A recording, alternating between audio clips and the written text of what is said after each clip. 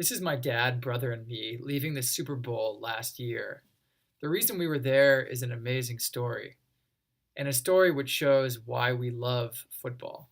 Because in football, like with family, it's through sacrifice that we find unity. Well, Pam, fans are flocking out of the Superdome right now. Ravens fans obviously very happy. Dejected Niners fans. Let's talk about the power outage. What was your thought when all of a sudden the lights went out and we were in dimly lit? I had been trying to tell our story of sacrifice for 14 years.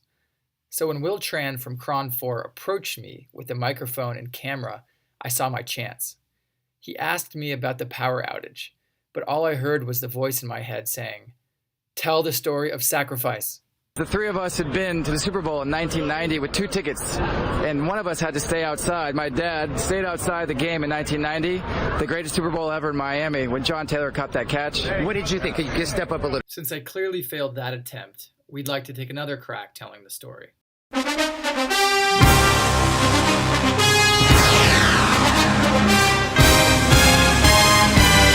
I was transferred by my company in 1988 clear across the country from San Francisco to Orlando, Florida.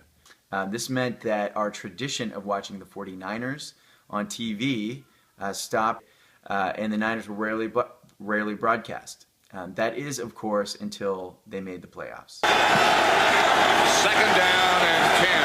Rice is the motion man. To Rice, touchdown.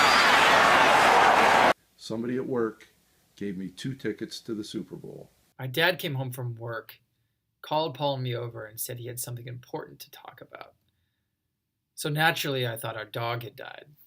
My dad tells us he has 2 tickets to the Super Bowl in Miami, and that one of us can come. So we flip a coin. I won. The night before the game, I felt terrible, really guilty. I just had to bring both my boys to Miami and somehow try to come up and get a hold of a 3rd ticket for me. The next morning, somehow, I was woken up at 5 a.m. with my dad saying, "Get in the car." The 3 of us drove from Orlando down to Miami, tailgated at Joe Robbie Stadium. Andy and I went in the game alone, bringing our ugly sign and leaving my dad outside. So I spent 40 minutes scouring the parking lot, searching for an affordable ticket. No luck.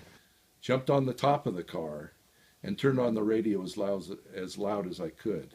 16-13, the Bengals lead. Montana back to throw. Throws over the middle. A Mike for right into the 20. He's down to the 19 for a first down. I really wanted to be inside that stadium for that final drive. All I could do was just sit on the hood of the Ford and watch and listen to the stadium actually shaking, and it seemed like it was vibrating. At the 10-yard line, 39 seconds remaining. Back to throw Montana. Stepped up, throws.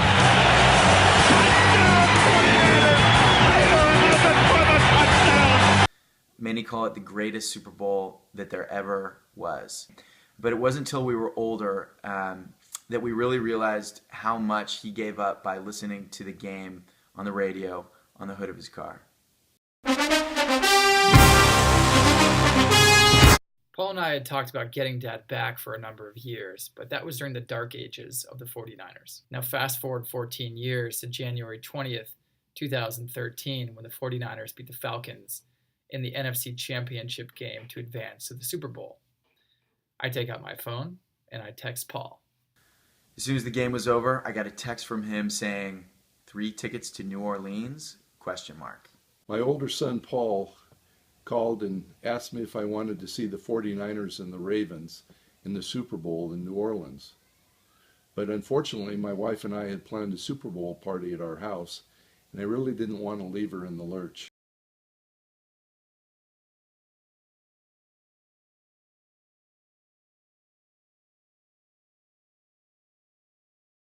So it was on.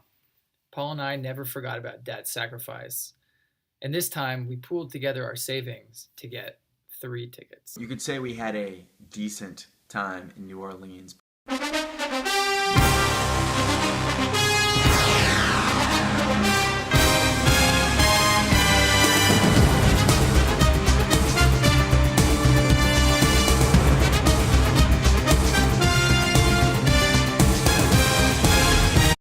sons and I really had a tremendous amount of fun. That was until the game started. The loss was brutal.